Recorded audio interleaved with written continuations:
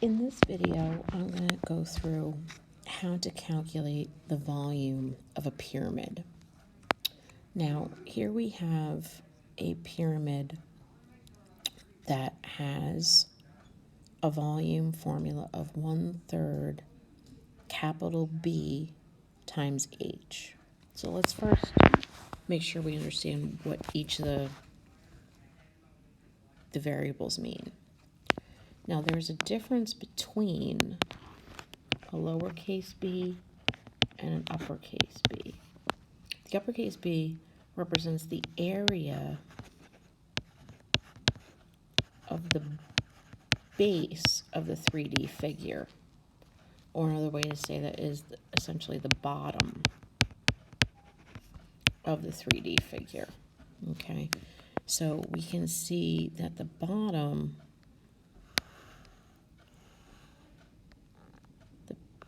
or the base of my pyramid, is a shape of a triangle. Now, lowercase b, that represents the base of a two-dimensional figure. Okay, so if I was to redraw the base of my 3D figure, we can see that what we have, okay, so in this case, my 6 is my lowercase b for the base of my triangle, because we also have to keep in mind that the height of any figure and the base form a right angle.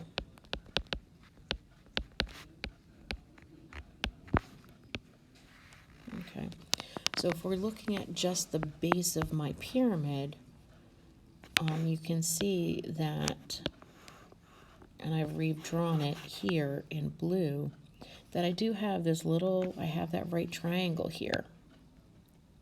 So that means 6 is my base, and 8 is the height of the triangles, the height of the base of the triangle. So that is different than the uppercase b in my formula, because the actual area of this triangle would represent b in my formula, the area of the base of my three-dimensional figure. So my triangle, since the base of my the base of my pyramid is a triangle, I need to find the area of my triangle. And area is base times height. And again, I know the base is 6 and the height is 8, because the height and the base of a 2D figure form a right angle. So this is going to be 1/2 times 6 times 8. So half of 6 times 8 is 48. So half of 48 is 24 feet. And this, while it is the area of the base of my three-dimensional pyramid, this represents the capital B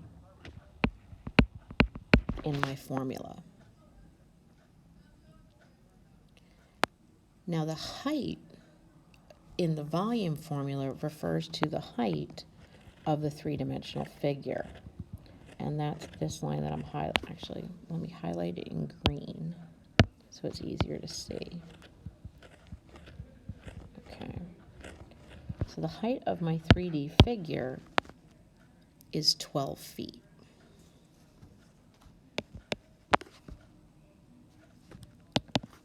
So 24 times 12, I believe is 144. Let me check with my calculator. 24 times 12. Oh, I'm sorry, nope, it's 288. That's why I checked. So what I have is 1/3 times 288. Now, if we remember what we've learned about fractions and multiplying fractions times whole numbers, I can put 288 over 1 and then multiply straight across.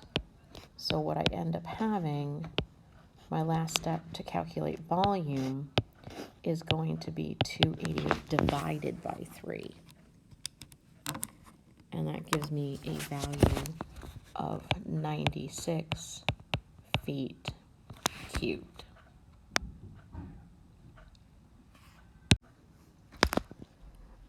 This image here is also a pyramid, but you'll notice that the base for this particular pyramid happens to be a square.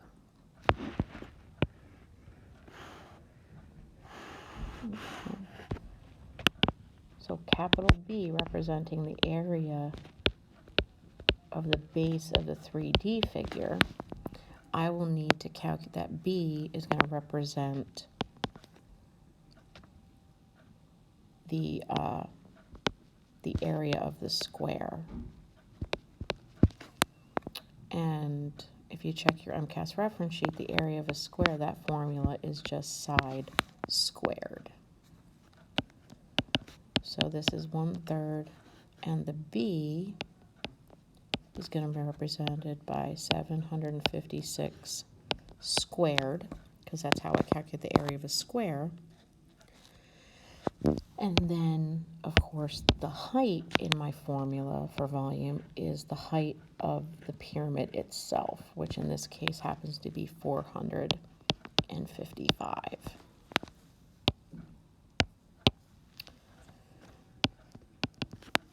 So remember, with all of these formulas, orders of operation are extremely important. So we always have to do the exponent first. So 756 squared gives me a very large number. So this is going to be 1/3 times 571536, and I'm going to multiply that by 455, the height of my pyramid. So that gives me 2600488880. Very large number. Now, because when we multiply straight across and multiply a fraction times a whole number, what I'm really doing is taking my final product and dividing it by 3, giving me a volume of 866,82960 feet cubed.